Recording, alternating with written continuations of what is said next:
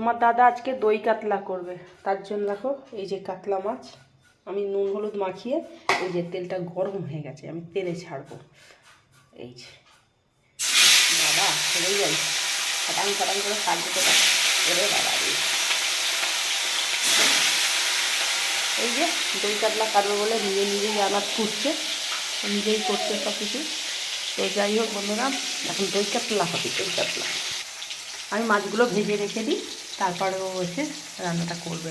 আনাজগুলো কুটে নিই, তারপর দই কাতলা হবে। মাছগুলো ভাজা হয়ে গেল। এই যে এই মাছটা ভেজে রেখেছি, এখানে 3টে মাছ আবার, আর এইখানে 3টে মাছ ভাজা হয়ে গেল। আর এখানে আমার সোনার জন্য মাছ, আমি আমার সোনা খাবে।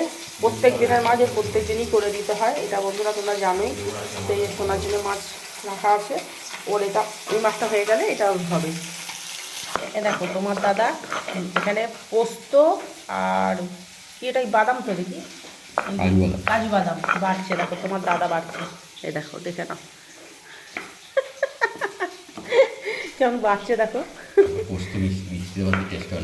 হ্যাঁ, মিক্সিতে বাড়লে টেস্ট হয় না, সেই জন্য হাতে করে বাড়ছে। আর এগুলো মিক্সিতে বাটা হবে। তো যাই হোক দেখো বাড়ছে কীরকম।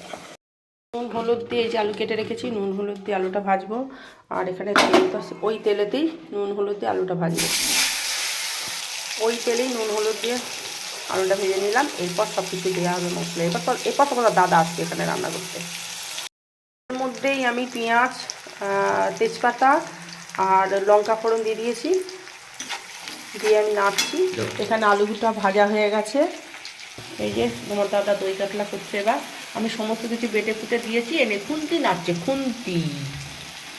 দেখলেই তো তোমরা আমি কতটা এগিয়েছি। তারপর তোমার দাদা এলো, করতে রাখো ওটা দিয়ে, ওই যে বেটে দিয়েছি এটা সেটা। কাতাগুলো একটু দেখতে এলাম, একটু উল্টে পাল্টে দিই।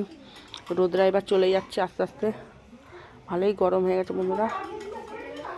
লেপ বালি সব দিয়েছি, দেখো ছাওয়া পড়ে গেছে। এবার সাইকেলের উপর দিয়েছি, এইখানটা একটু রোদ আছে, আবার একটু সরিয়ে দিই।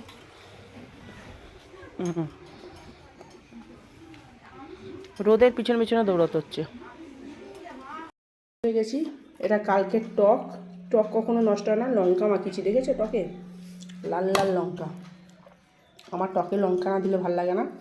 আর তোমার দাদার যে দই কাতলা করেছিল, এই যে এখানে সবার খাওয়া হয়ে গেছে 3 জনের, আমার খালি বাকি। এই যে আমি খেতে বসেছি দই কাতলা, মানে ওটা নিয়ে খাবো। আর এইটা টক, আজকে তেমন কিছু রান্না করিনি, এইটুকুই। তো সবাইকে জানাই গুড আফটারনুন।